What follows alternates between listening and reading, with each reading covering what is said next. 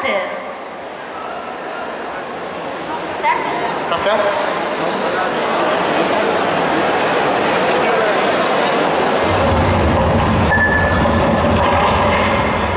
Já faz muito tempo que não coloco as mãos em carne fresca do mundo livre.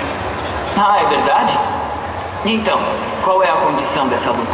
Mas que luta? Não me leve a mal. O que vai acontecer aqui é apenas um assassinato.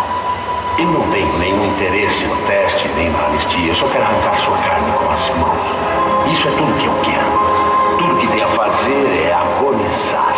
Tá legal. Então quem morrer perde o jogo, é isso?